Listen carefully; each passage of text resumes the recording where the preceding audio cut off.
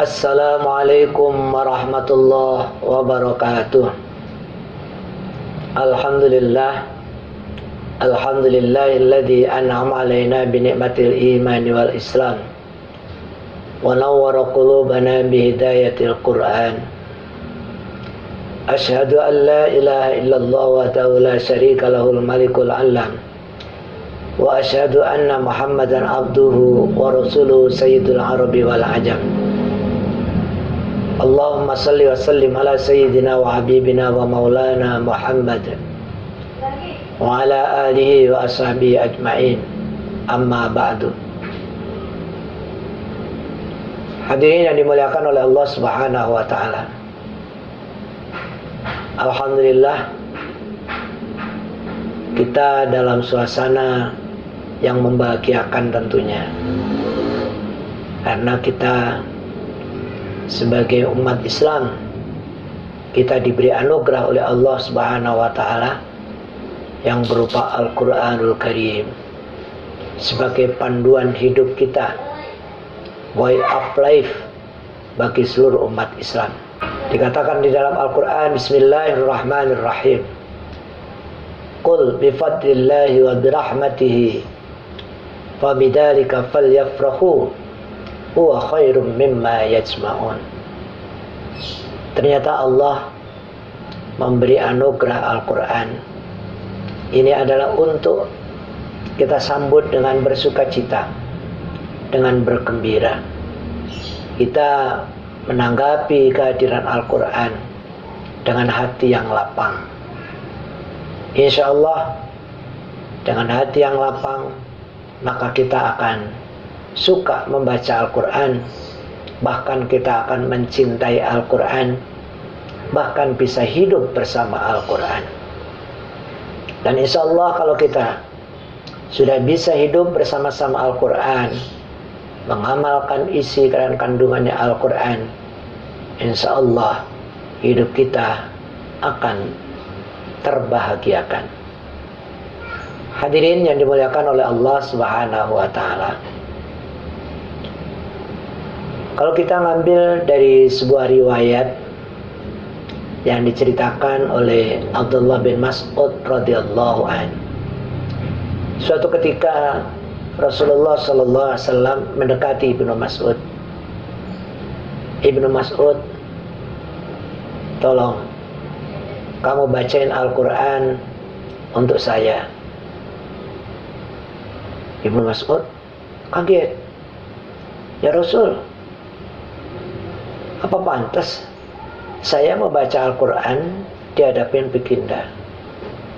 Kan Al-Quran diturunkan kepada baginda. Baca Al-Quran yang lebih layak membacanya adalah baginda Rasul.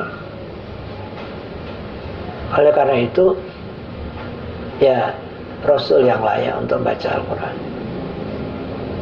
Apa jawab Rasulullah?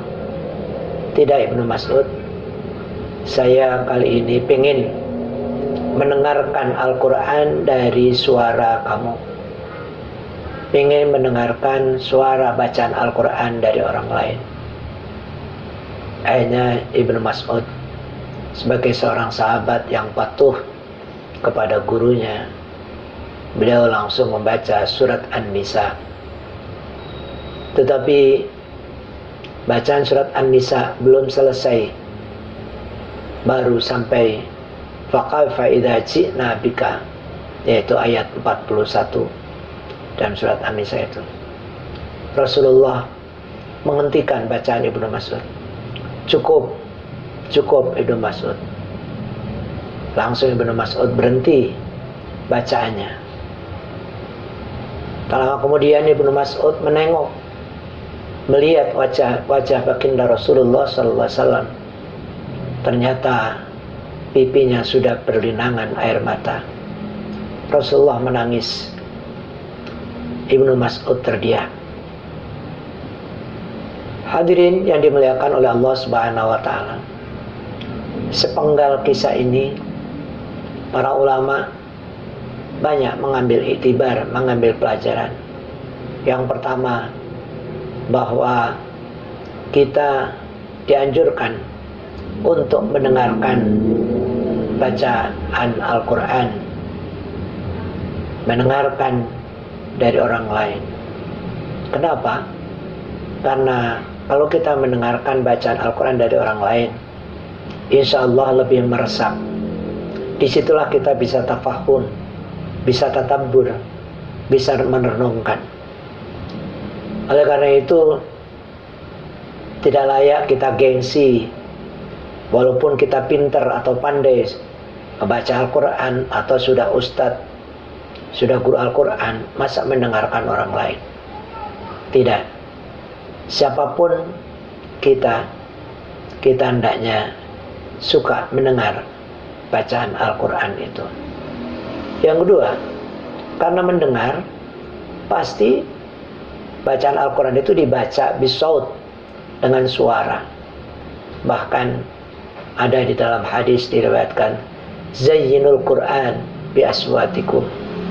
Artinya ketika membaca Al-Quran, hendaklah kita berusaha dengan suara yang baik. Selain dengan tajwid yang bagus, suara juga yang bagus. Hadirin yang dimuliakan oleh Allah Subhanahu wa Ta'ala, akhir-akhir ini kita banyak melihat saudara-saudara kita membaca Al-Quran, ya, manteng melototin Al-Quran tanpa ada suara sama sekali. Ini akan lebih afdol kalau lisan kita keluar saut, keluar suara. Dan itulah dicontohkan oleh Rasulullah, oleh para sahabat dan para pengikut-pengikut selanjutnya.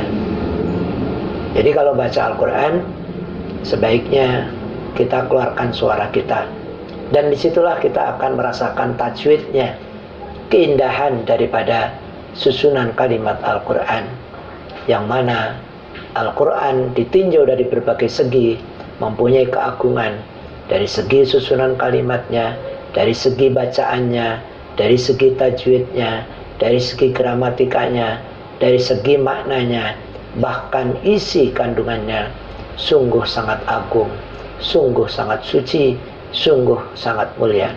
Oleh karena itu disebut Al-Quranul Karim. Hadirin yang dimuliakan oleh Allah Subhanahu wa Ta'ala, mudah-mudahan pada hari-hari ini dan seterusnya kita akan lebih suka lagi membaca Al-Quran dan menyuarakan Al-Quran. Kita tidak lagi membaca Al-Quran hanya di batin. Kenapa? Karena keuntungannya ketika kita membuka Al-Quran, mata kita nanti akan menjadi saksi bahwa kita di akhirat akan ditanya, untuk apa mata kita? Untuk melihat mushaf Al-Quran. Untuk apa telinga kita? Untuk mendengarkan bacaan Al-Quran. Untuk apa lisan kita?